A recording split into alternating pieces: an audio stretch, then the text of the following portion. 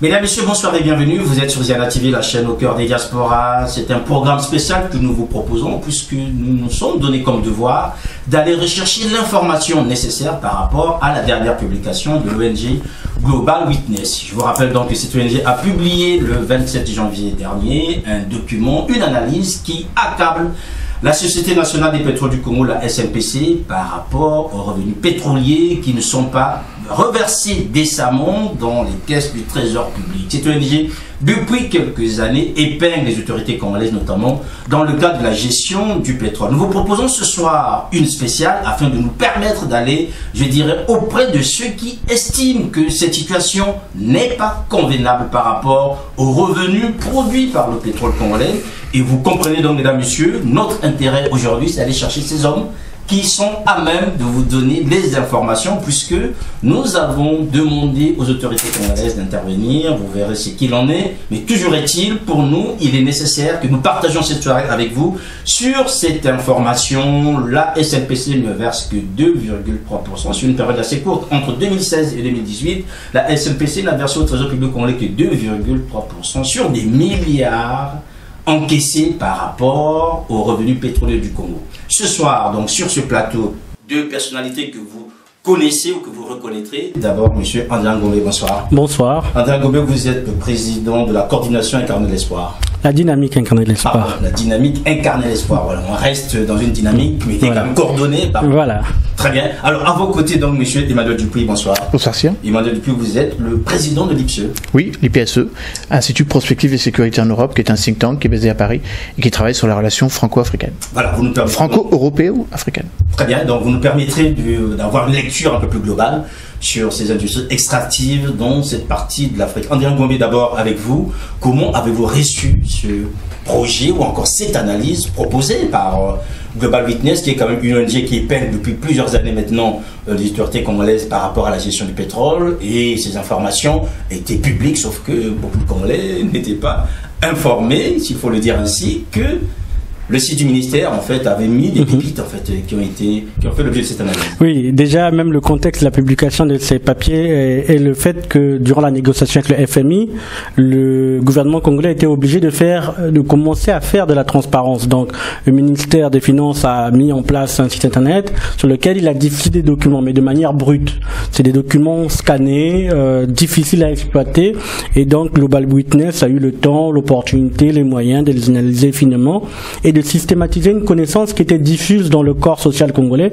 Tout le monde savait peu ou prou que le pétrole était mal géré. En tout cas, tout le monde avait des soupçons, mais on n'avait pas les chiffres, on n'avait pas systématisé. Donc, nous félicitons Global Witness d'avoir fait ce travail de fond, qui était un travail nécessaire et qui permet aujourd'hui d'avoir cette espèce de photographie, en tout cas sur une courte période, de la situation du pétrole congolais. Voilà, on va revenir sur cette photographie. Emmanuel Dupuis, vous avez aujourd'hui une vue, je dirais, globale sur le continent, notamment quand il s'agit de l'industrie extractive. Comment avez-vous reçu, notamment au sein de votre think tank, cette analyse de Global Witness? Écoutez, positivement, moi je me réjouis quand des organisations non gouvernementales effectuent un travail de fond. D'ailleurs, l'étude de Global Witness n'était pas la seule. Premièrement, c'était pas la première, puisqu'il y en avait une en novembre précédemment, et accessoirement, c'est pas la seule. J'invite vos téléspectateurs à regarder avec beaucoup d'intérêt une étude à peu près similaire qui a été faite par Reuters, qui parle du scandale géologique d'une extraction minière dans la zone de l'Afrique centrale, mais qui évidemment évoque le fait que cela bénéficie aux autorités locales et surtout aux acteurs extérieurs. Donc, pour répondre plus précisément à votre question, plus il y a d'études de cette nature, mieux c'est. Alors évidemment, ce sont des choses qui sont connues. Alors, la difficulté, c'est qu'on en parle ici, on en parle en la mettant en débat. Je ne suis pas certain qu'au Congo ou en RDC ou dans les pays qui sont visés par les différentes études, il y ait ce débat public. Et donc je crois qu'il faut avoir aussi le courage d'interroger la Société nationale des pétroles congolais pour la mauvaise gestion. Vous évoquez le fait qu'ils n'auraient versé que 2,2 milliards d'euros ou de dollars, je ne sais plus, de dollars, donc un petit peu plus en euros, qui évidemment est un vrai scandale politique. Et donc d'une certaine manière, moi je ne fais pas de politique, je fais de l'analyse stratégique. Tout à fait. Et donc ça interroge sur la capacité effectivement de la communauté internationale de vérifier si oui ou non le pays participe à la conditionnalité de l'aide puisqu'il s'agissait de cela quand Christine Lagarde, en tant qu'à l'époque secrétaire générale du FMI, était venue proposer le prêt qui finalement a mis un petit peu plus de temps à arriver. Alors, je voulais juste comprendre avec vous, est-ce qu'on peut dire l'un ou l'autre que finalement ces minéraux restent tout de même une malédiction pour le continent? Non. En tout cas, moi, je fais partie des gens. Je dirais le contraire. Je fais partie des gens qui disent que le minerai reste un instrument. C'est quelque chose de neutre en soi. Le vrai problème, c'est un problème de gouvernance d'abord, et aussi cette espèce de couple maléfique. C'est le couple qui est maléfique entre une industrie extractive et des milieux militaro-sécuritaires. Et c'est ce couple-là qui est toxique. Le minerai en soi, en Norvège, permet à l'État de se développer, de proposer aux populations d'avoir des fonds. Ce minerai permet au Qatar d'avoir un fonds souverain, l'un des mieux dotés au monde. Ce minerai a permis, ce qu'on oublie souvent, l'émergence même des États-Unis d'Amérique. Si les États-Unis d'Amérique ont pu, entre 1905 et la Première et Deuxième Guerre mondiale, devenir première puissance au monde, c'est parce qu'il y a eu des compagnies pétrolières américaines suffisamment riches pour pouvoir déverser cette richesse. Donc, le minerai en soi, il est neutre. C'est qu'est-ce qu'on en fait, comment on l'utilise et pourquoi on l'utilise. Là, c'est là où se situe le débat. Mais dire en soi que le minerai serait toxique, on pourrait le dire aussi bien de l'eau, qui est une malédiction aujourd'hui, qui va certainement créer un conflit entre l'Égypte et l'Éthiopie. On peut le dire de n'importe quelle ressource minière existante sur la planète. Donc le minerai en lui-même reste neutre. C'est la gouvernance et les hommes qui s'en saisissent qu'il faut interroger. Emmanuel Dupuy, est-ce que la neutralité d'un minerai, vous partagez en fait cette analyse? Oui et non. Alors, premièrement, je crois que André a raison de dire qu'il n'y a pas de fatalité à ce qu'une denrée, une richesse puisse bénéficier à la population. Ça, c'est évidemment une question qui n'est pas seulement liée à la nature du produit que l'on extrait, que ce soit d'une énergie extractive fossile ou minérale, enfin minérale ou évidemment liée aux hydrocarbures, mais je crois que ce qui est important, c'est le fait que un pays l'utilise d'une manière trop abusive ou d'une certaine façon monocentrée. C'est ce qu'on appelle le syndrome hollandais. Je rappelle le syndrome hollandais, un pays qui décide de ne pas exploiter l'ensemble des richesses dont il peut disposer au profit d'une seule richesse, celle qui rapporte le plus, avec tout ce que cela peut générer de kleptocratie, d'aléas, d'incapacité de dilution, si j'ose dire, ou de porosité par rapport à la richesse que cela peut occasionner. Je prends un exemple. Le fait qu'on ait découvert du pétrole au large du Sénégal est une bénédiction, mais ça peut aussi être la pire des choses à partir du moment où le gouvernement pourrait décider. C'est vrai aussi pour le Congo, c'est vrai pour la Guinée équatoriale, c'est vrai pour plein d'autres pays. En l'occurrence, ce syndrome hollandais était au XVIIIe siècle et au XIXe siècle lié au choix des Pays-Bas d'exploiter une richesse, la noix de cajou venant d'Indonésie, aux dépens du reste de la production. Donc effectivement, il y a ce syndrome qui pourrait donner l'impression que l'on renouvelle cela. Maintenant, je ne suis pas forcément totalement en accord aussi pour une autre raison. C'est que la plupart du temps, quand il s'agit de richesses extractives, ce n'est pas seulement un pays qui est impacté, mais un groupe de pays. Et donc il en va aussi non seulement de la gouvernance nationale, mais de l'incapacité à se penser en région, l'incapacité à avoir avec ses voisins des relations de bon voisinage. Quand on voit par exemple, mais on y reviendra sans doute dans les exemples un petit peu plus éloignés du Congo, en l'occurrence les deux pays du voisinage, la République centrafricaine par rapport à l'extraction diamantifère, ou évidemment la République démocratique du Congo, présentée souvent comme un scandale géologique parce que toutes les richesses minières s'y trouvent. Qui existent sur cette planète s'y trouvent. Absolument, que ce soit le pétrole ou évidemment les terres rares, encore une fois, on y reviendra, mais la question de la RDC est particulièrement prégnante parce que c'est pas tellement le problème de la gouvernance en RDC, c'est le problème de l'incapacité de la RDC à dialoguer avec d'autres pays qui ont des rythmes politiques, des gouvernances différentes. C'est pas un jugement de valeur entre le Rwanda et la République démocratique du Congo, mais ils n'ont pas le même agenda et ils n'ont pas la même capacité à dialoguer avec la communauté internationale, qui parfois est un autre acteur. Alors évidemment, on n'est plus dans la logique des années 70-80, où on avait l'économie concessionnaire, où des pays venaient faire de la prédation sur un certain nombre, ça existe encore, hein, mais ce n'est pas aussi fort comme ça peut être le cas, par exemple, avec l'Angola et l'Afrique du Sud par rapport à l'économie diamantifère. Souvenez-vous, le monopole de De Beers notamment. Vous évoquiez à juste titre Rockefeller, le pétrole pour les États-Unis, mais il y a aussi eu l'enrichissement de l'Afrique du Sud qui est venu de ce pillage, littéralement, de l'économie des pays voisins. Voilà, mesdames, messieurs, vous êtes bien sûr sur Ziana TV, vous suivez dans ce programme spécial. On va revenir sur le rapport, puisque l'objet de cet entretien, c'est par rapport à ce rapport. Alors, André Ngombe, on a bien compris que Global Witness, en fait, met sur la place publique des éléments qui sont déjà disponibles, et qui n'ont pas été interprétés par le grand public. Que peut-on retenir, je dirais, les éléments clés, notamment pour les hommes et les femmes qui nous suivent, qui sont au Congo ou ailleurs, par rapport à cette analyse? Bon, l'élément principal, vous l'avez donné en introduction, c'est que 2,47% du revenu revient au trésor public sur la période couverte. Et tout le reste s'évapore.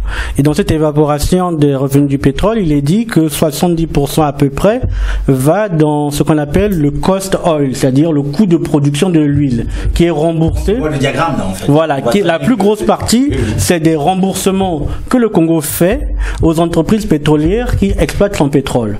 Donc, nous faisons un jeu de mots en disant, en fait, c'est du pétrole quasiment gratuit si on peut déduire 70% des coûts de production, c'est que tout le reste n'est que bénéfice pour soi. Et dans les coûts de production qui sont déduits, l'analyse s'approfondit en disant que les compagnies pétrolières, dans les cas des accords signés avec l'État congolais, ces accords sont tellement défavorables à l'État congolais qu'elles peuvent déduire les salaires de leurs employés, les vacances, la scolarité des enfants, et ce que le rapport n'introduit pas, mais qui fait partie aussi de cette analyse, c'est que le Congo en 2008 avait signé un accord avec l'île Maurice de manière fiscale, c'est que ces entreprises peuvent même déduire vis-à-vis de la fiscalité mauricienne, parce que au titre de la non-double imposition, si elles ont déjà été imposées au niveau de Maurice, elles ne peuvent plus l'être au niveau du Congo.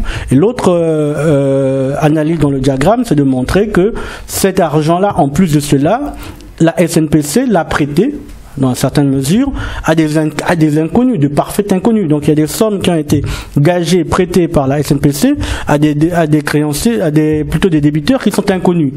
Ils ne sont pas mentionnés dans le rapport, ils ne sont pas mentionnés sur le site du ministère. Personne ne sait à qui la SNPC a prêté l'argent. Et du coup, en faisant le récap des différentes dettes, donc aussi bien créance que dette qu'à la SNPC, la conclusion c'est que la SNPC est en situation de faillite comptable. Elles ne peuvent pas couvrir ses coûts d'exploitation par les revenus qu'elle reçoit. Et elle a des gens qui lui doivent de l'argent, mais que personne ne connaît, et on doute qu'elle puisse un jour recouvrer cet argent. Et donc, tôt ou tard, l'argent que la dette de la SNPC va être transférée à la comptabilité publique congolaise, et c'est la conclusion du rapport, ce qui va entraîner immédiatement une augmentation mécanique de la dette du Congo. Donc on passera des 80% actuels à 115%. Donc voilà à peu près ce que dit le rapport. La SNPC est endettée, en situation de faillite comptable. Sa dette va tôt ou tard rentrer dans les comptes publics de l'État, ce qui fera exploser la dette intérieure du Congo. Et en plus de cela, il y a des créanciers, plutôt des débiteurs fantômes, et qu'on n'a toujours pas pu identifier. Emmanuel Dupuis, est-ce que un tel scandale, je dirais, est courant un peu dans les pays que vous suivez aujourd'hui sur le continent? Écoutez, il y en a un qui est d'ailleurs fait l'objet de la mobilisation de la communauté internationale péniblement. C'est ce qu'on appelle les minerais de sang.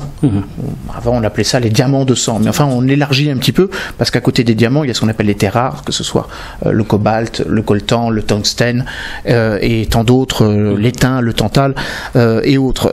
Et évidemment, et là, ça ouvre une autre perspective qui consiste à dire que oui, il y a un scandale d'État, parce que parfois, lié à la gabegie, ou une culture kleptocratique, ou une habitude de la kleptocratie, mais c'est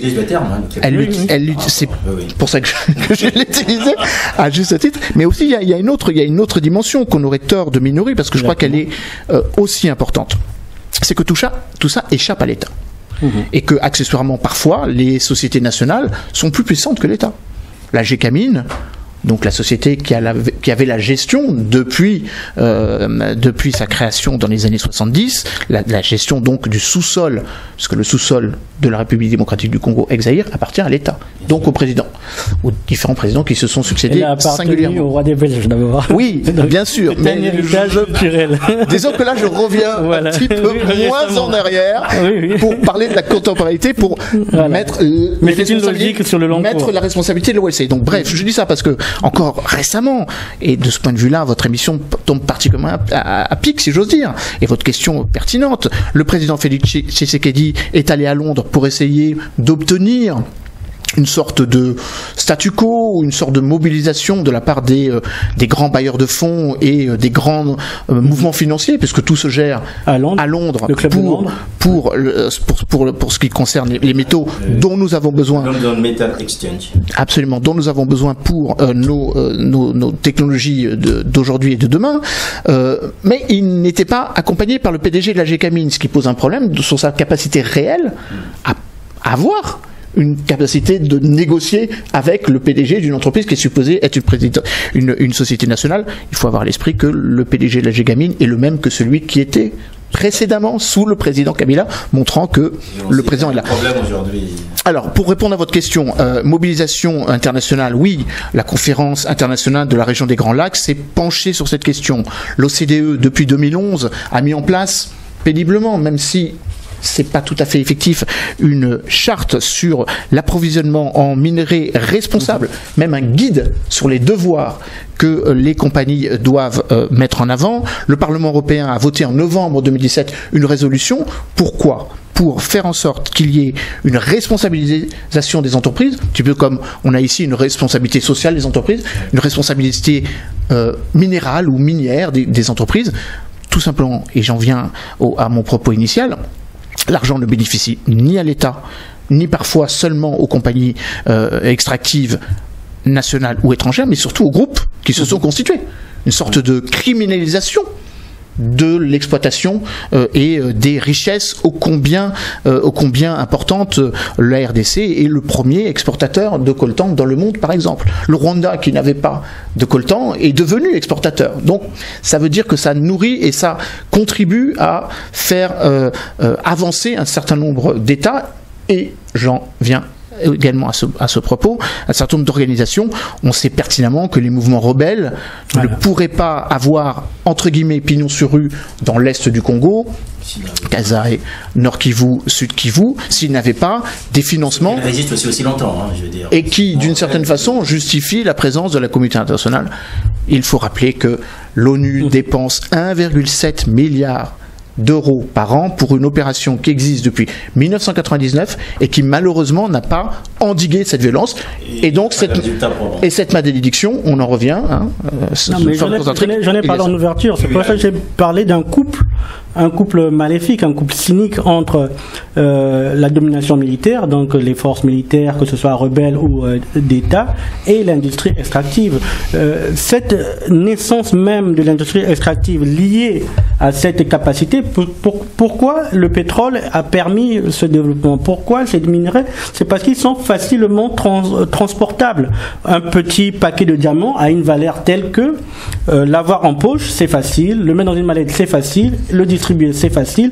Et donc les groupes rebelles, tout ce qui est force militaire a tendance à se pencher immédiatement vers ce type de ressources, parce que ce sont des ressources facilement exploitables, facilement déplaçables, et jusqu'à récemment, donc avec le processus de Kimberley, était quasiment intraçable. Distinguer un diamant d'un autre, à part les super spécialistes, ça passait au nez de la barbe de tout le monde. Mais ce que je voulais encore ajouter, c'est que l'industrie militaire est complètement liée à l'industrie pétrolière dans son origine même. C'est-à-dire que pour faire fonctionner des chars, pour faire fonctionner des grosses armées, il faut du pétrole.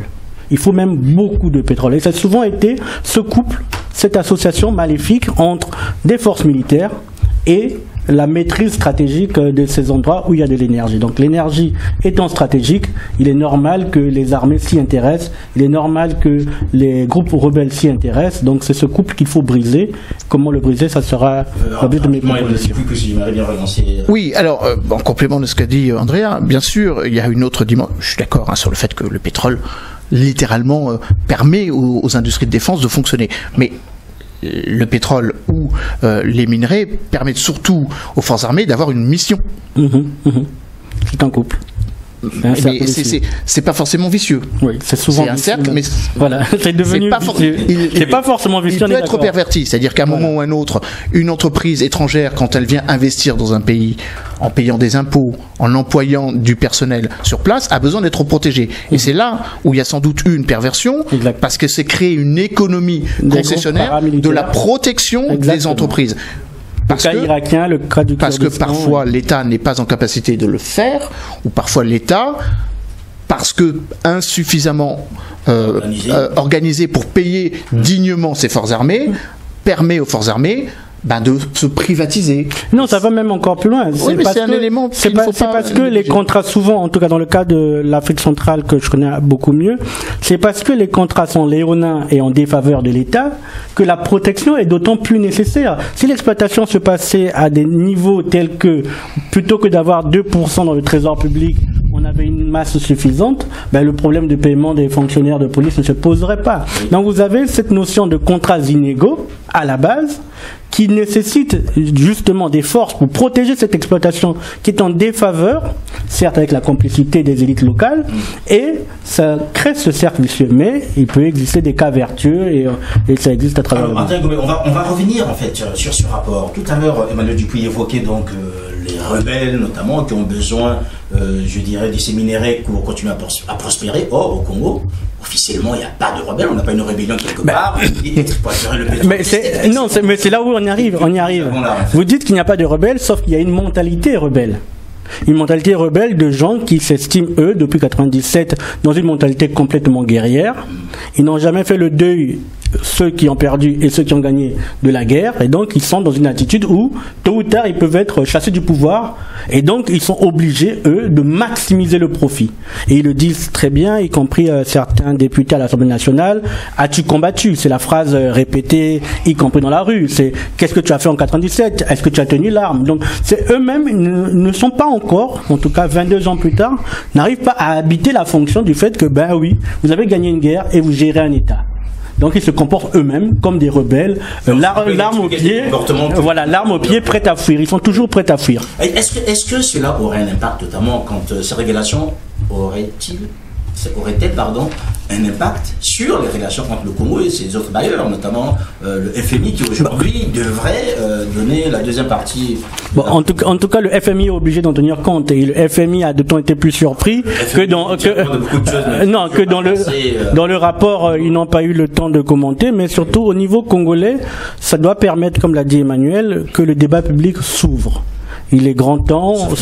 Non, il est obligé de s'ouvrir, au sens où il va s'ouvrir soit de gré, dans un cadre démocratique, soit de force, parce que les sujets sont tellement accablants qu'y compris ceux qui sont dans l'exploitation pétrolière, notamment les régions côtières du Congo, qui vivent la misère, ont aujourd'hui des motifs, y compris pour les plus extrêmes d'entre eux, de sécession. Nous avons vu circuler sur l'internet congolais des propos assez graves de la royauté Luango qui mettent en péril le pacte national, en disant le pétrole est exploité chez nous, nous n'en voyons pas le fruit et il est grand temps que nous ayons une espèce d'autonomie. Donc vous allez là susciter, en tout cas parce que vous fermez le débat, des attitudes de plus en plus extrêmes dans la société congolaise. Je rajoute un point important et qui je sais va aller droit au cœur de notre ami. Parfois on n'est pas d'accord d'ailleurs sur cette question, c'est évidemment les conditionnalités du prêt. Le FMI a des conditionnalités, j'allais dire politiques.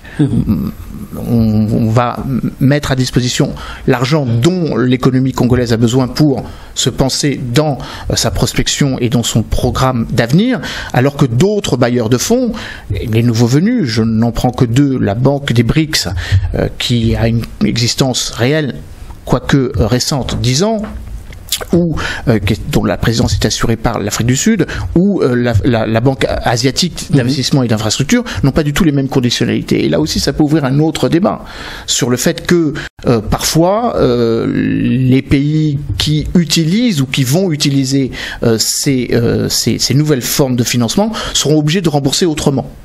Et donc là, on en revient peut-être à ce qu'on appelle l'économie concessionnaire. Exactement. Quand un certain nombre de pays n'ont pas la capacité de rembourser, les États, entre guillemets, se nourrissent sur la bête. Par exemple, c'est le cas j'ai plus tout à fait. Sri Lanka. Oui, Sri Lanka, mais je prends l'exemple de Djibouti. 80% de la dette djiboutienne appartient à la Chine. Si Djibouti n'est pas en capacité de payer, la Chine a dit qu'elle va prendre possession. Le port de Doralé en est un exemple.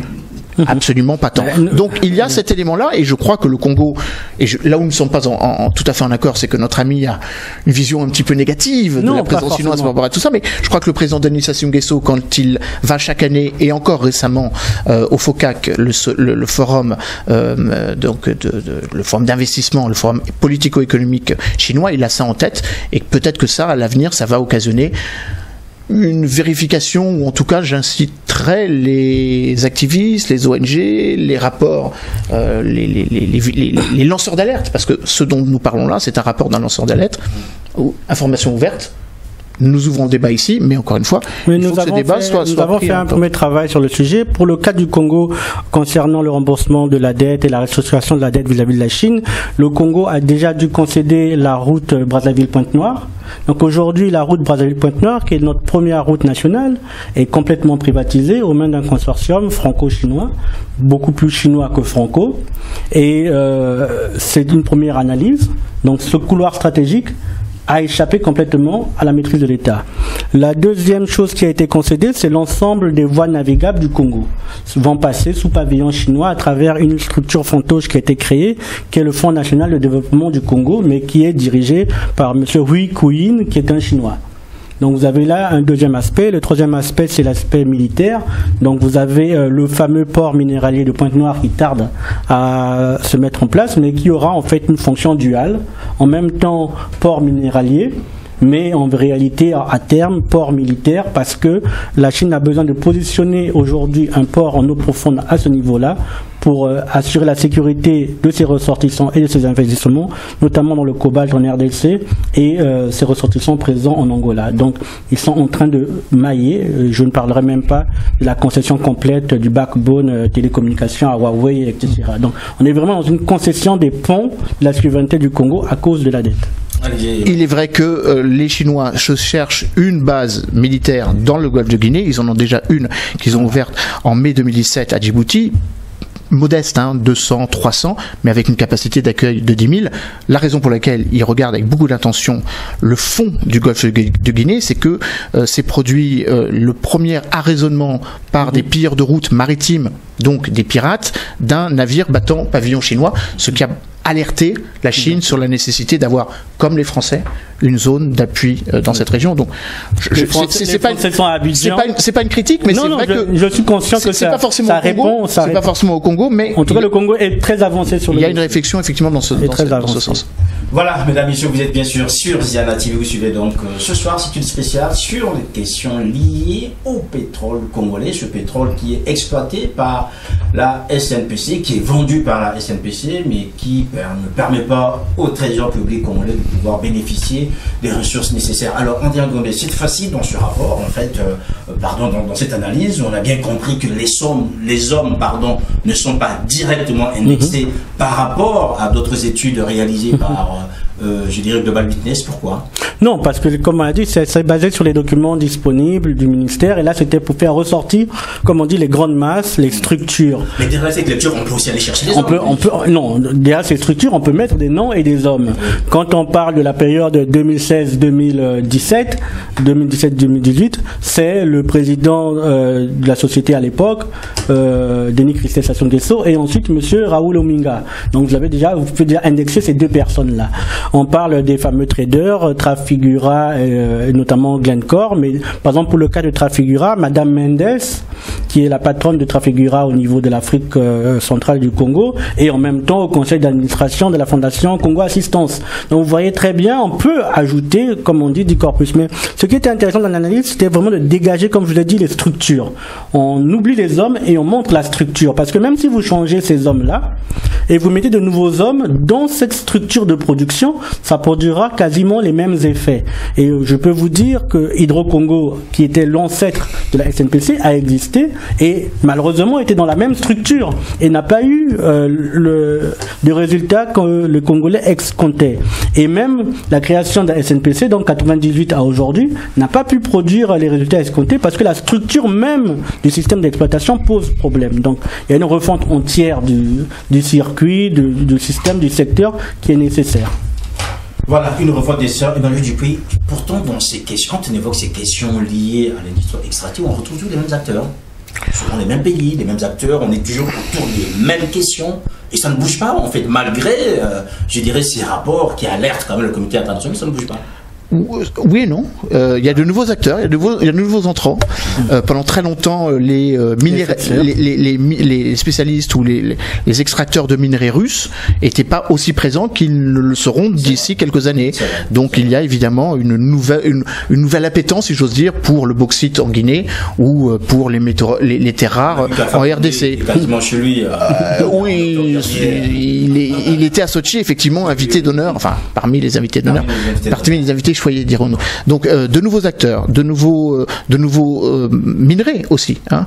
L'exploitation diamantifère qui a permis au Zimbabwe, par exemple, d'extraire 50 millions de dollars par semaine, alors que maintenant il n'en extrait plus que de 100 000 euros, montre bien qu'il y a aussi peut-être un moindre intérêt pour le diamant et peut-être un intérêt nouveau pour l'or. Je dis l'or parce que je cite un deuxième entrant ou un deuxième groupe de pays qu'on n'avait pas forcément l'habitude de voir ces dernières années, ce sont les pays du Golfe. Et il est en train de se produire sur le continent africain un véritable pillage de l'économie aurifère.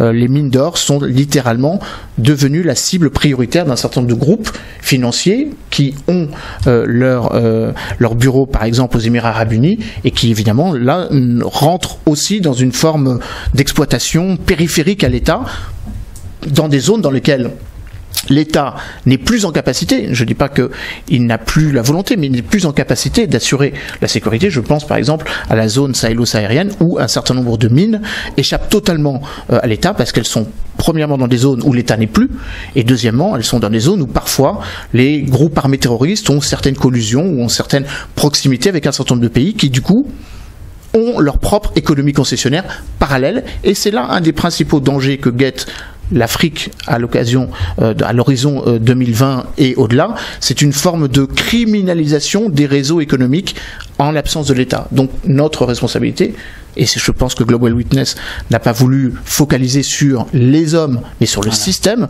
faire en sorte de renforcer l'État partout où il doit être. Je ne fais pas de politique congolaise, mais le renforcement de l'État est nécessaire au Congo comme nécessaire partout. André Ngomé, alors ce rapport pointe donc un système, sauf que on dirait bon, une fois qu'on a pointé, on fait quoi? Qu'est-ce qu'il y a comme prescription? En tout cas, nous, en tant que Dynamique Carnegie Sport, nous avons une proposition sur la table. Nous pensons que l'industrie pétrolière du Congo et l'industrie extractive en général doit se baser sur un modèle beaucoup plus libéral. L'histoire d'avoir une société nationale centralisée a fait long feu au Congo, ça n'a pas fonctionné. Nous proposons d'aller vers un système de coopérative citoyenne d'abord.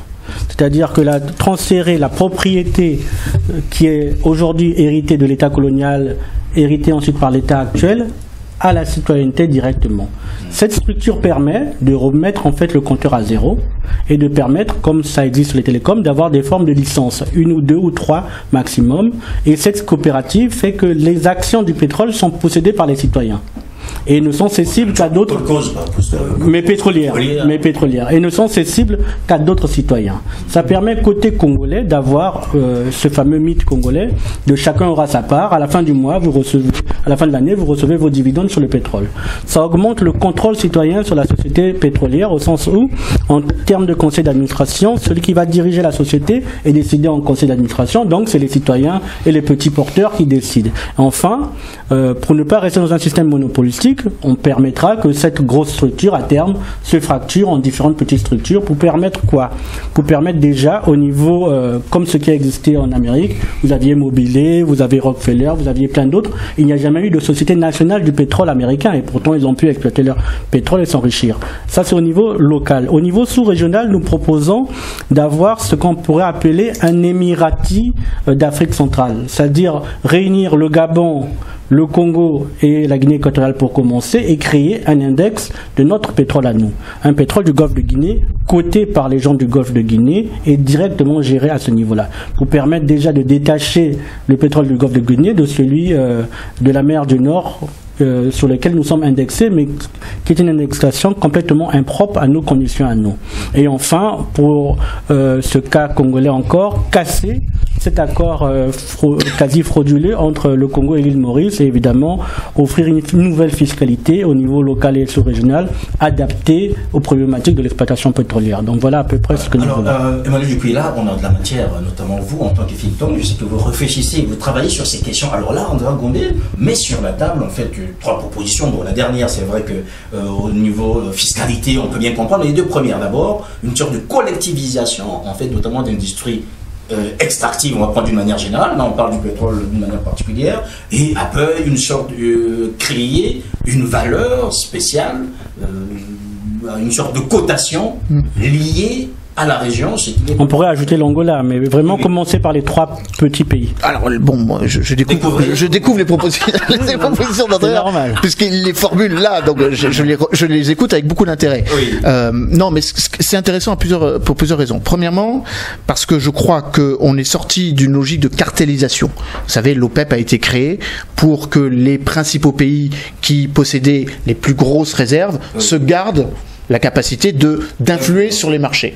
Et puis au fur et à mesure, on s'est rendu compte que certains pays se dotaient en réserve, et donc finalement cette cartélisation, ce monopole sur la détermination des prix leur était pas forcément favorable. Donc l'idée qu'il y ait de nouveaux entrants ou des nouveaux externalités, si j'ose dire, qui puissent faire pression sur les 11 pays membres de l'OPEP est une bonne chose, premièrement. Et donc je trouve assez pertinent d'associer des pays qui, contrairement au Nigeria, ont peut-être une vision peut-être plus convergente pour déjà peser vis-à-vis des 4 millions de barils jour qui sortent du offshore et inshore du Nigeria. Donc ça, c'est une première élément.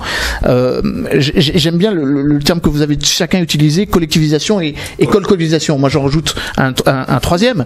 Entre les deux, si j'ose dire, pour faire la part des choses, c'est la participation. C'est que pour tout simplement, chaque citoyen se sente dans une appropriation de cela. Et donc là où c'est intéressant, c'est que évidemment ça correspond à 2 mots, si vous m'autorisez cette expression, de l'ancien monde, qui grève le développement africain. L'hypercentralisation. Tout se détermine dans les capitales, alors qu'il y a des réalités locales, l'émergence de régions, des potentialités et des capacités territoriales liées à la décentralisation qui sont vraies au niveau institutionnel, mais qui devraient être vraies au niveau économique. Et puis, ça répond à une autre question. Et je crois que c'est une question que certains pays ont solutionnée en mettant des droits miniers. C'est le cas, par exemple, de la RDC, qui a voté un droit minier. Un peu partout. Il y a un code minier, pas dans tous les pays. D'accord. Notamment au Congo, je sais au Congo, il y en a un, au RDC, il y en a un, il y en a un au Niger, mais après, c'est ce qu'on fait du code minier. Exactement. Et puis après, deuxième... Comment on le renforce, comment on fait en sorte que les populations se l'approprient. C'est vraiment ce... Dernier élément, mais qui correspond à ce que disait Andrea, c'est la vraie question de la propriété du sol. La conférence de Berlin de 1884-1885 n'a jamais réglé cette question du foncier. À qui appartient le sous-sol ? Dans nos sociétés occidentales, la question de l'appropriation du sol est une sorte de checks and balance entre l'État et les collectivités locales qui peuvent évidemment, comme ça a été rappelé, trouver pertinent de négocier aussi directement. La question du foncier est déterminante parce que si un Africain, qu'il soit congolais ou des 53 autres réalités nationales, ne sait pas ce qui lui appartient, est-ce que la terre qu'il exploite il en est le locataire ou le bénéficiaire? Est-ce que le sous-sol de cette terre lui appartient ou appartient à l'État? Ça pose une question tout simplement de place dans le dispositif. Est-ce qu'il se sent profondément congolais si la terre qu'il a reçue en apanage ne lui appartient pas totalement? Donc ça, c'est une vraie question, pas seulement au niveau congolais, d'appartenance et de jonction ou d'importance du patrimoine, de l'identité, de la citoyenneté africaine. Donc ces questions, vous voyez, on est parti de quelque chose de très économique, ramène au sentiment d'appartenance nationale. Et je pourrais compléter, notamment vraiment pour ajouter de la réalité de la matière. Vous avez le phénomène de propriétaires qu'on pourrait qualifier de féodaux. Chez nous, on les appelle les fumutoto. Au nom d'un droit non écrit, mal défini, dans des circonstances souvent très opaques, ils sont propriétaires d'immenses terrains qui peuvent couvrir des régions entières du pays. Et du coup, ces espèces de fumutoto oppriment les populations locales qui doivent lui payer des droits, des tributs, des machins trucs. Et du coup, ils se retrouvent bloqués dans leur épanouissement, ce qui a causé, dans les années 60-70, la grande vague de, j'oublie même le terme technique, le fait que les villageois viennent en ville, d'exode rural, parce que les jeunes ne trouvaient pas de place dans les différents héritages communs de la terre dans les villages. Si je suis dans des systèmes matrilinéaires et que mon père meurt et que je ne peux pas hériter de la terre sur laquelle je faisais mon petit lopin de terre et que mon oncle vient complètement m'exproprier ex nihilo, ben je me retrouve sans outil de production, je ne peux pas vivre au village. Du coup, je m'entasse dans les villes. Et dans la ville, le seul métier qu'on me trouve, c'est de prendre la Kalachnikov et de jouer la bidasse. Donc voilà à peu près la structure même profonde, inégalitaire qui bloque nos sociétés et qui doit être débloquée. Nous proposons, nous, cette forme de collectivisation du sol et avec les cessions entre nationaux. Allez-y. Juste pour faire un parallèle en écoutant notre ami, effectivement, c'est d'une certaine façon une vision un petit peu socialisante de la gestion de la propriété individuelle et de la propriété collective, mais c'est pas sans rappeler ce qui a existé dans d'autres continents. Je pense au continent latino-américain où il y a eu un mouvement de fond dans les années 70-80 sur ce qu'on appelle l'économie latifondiaire, où finalement le Fonds monétaire international a dit qu'il serait mieux que des entreprises puissent exploiter de grands apanages fonciers pour justement créer du revenu pour permettre aux populations de répondre à leurs besoins immédiats. On sait que cela a totalement démantelé l'économie de ces pays, que cet excès de libéralisme a fait en sorte que la plupart des gens qui pouvaient vivre de leur terre ne pouvaient plus en vivre et étaient donc dépendantes de sociétés qui surtout étaient des sociétés capitalistiques de l'étranger et non pas des sociétés nationales. Et je crois que il y a un mouvement de fond et un mouvement d'opposition ou en tout cas d'interrogation pour voir si c'est vraiment le système qui convient pour le développement des 2 milliards d'habitants qu'il y aura à l'horizon du siècle prochain. Je crois que ce qu'a dit Andrea est particulièrement vrai aussi, et j'en terminerai par là, que on peut pas évidemment se féliciter du fait qu'il y a un taux d'urbanisation fort en Afrique, en oubliant le fait que s'il n'y a pas des emplois pour les urbains ou les néo-urbains qui arrivent en ville, ça crée non seulement un problème d'expérimentation, si j'ose dire, extrême, aventurisme criminel ou expérience terroriste, mais tout simplement l'incapacité des populations à rester dans les pays en question et donc à créer cette migration intra-africaine dans un premier temps et transcontinentale dans un deuxième temps.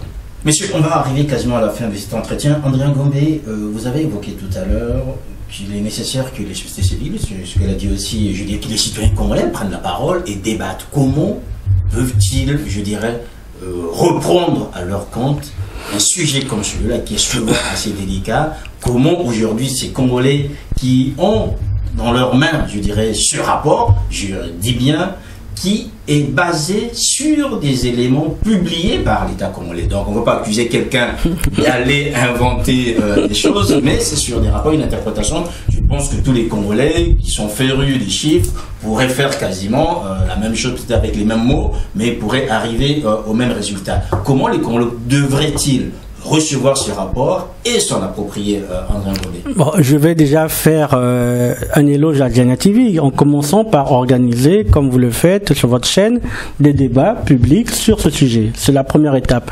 La deuxième étape, évidemment, c'est les activistes qui existent de diffuser et de continuer à diffuser rarement ce type de travaux pour qu'ils puissent arriver le plus loin possible, de les imprimer si nécessaire, et que dans la société congolaise, souvent on emballe les beignets. Donc d'emballer les beignets avec ces rapports pour que jusqu'au commun des mortels, ça puisse aller. Évidemment, il y a aussi un problème peut-être de traduction, donc ce serait intéressant pour ceux qui ont une grande maîtrise des langues locales de les faire passer de manière simple, de manière efficace et pédagogique en langue locale pour que les gens puissent s'approprier ces grands ratios. Et enfin, évidemment, il faut du courage politique pour que ceux qui existent comme classe politique arrêtent de nous poser des débats sans tête ni queue sur l'ethnie, sur l'origine, sur la chaussure portée par X ou par Y, mais arrivent à ces sujets de fond qui sont des sujets d'organisation même de l'État congolais. Et là, oui, c'est le courage politique. Nous faisons des propositions et nous espérons que les gens auront l'audace de venir débattre sur ce genre de propositions. Qu'est-ce qui explique que les autorités congolaises n'aient pas réagi jusqu'à maintenant? Qui? Les autorités congolaises n'aient pas réagi d'ordinaire quand même.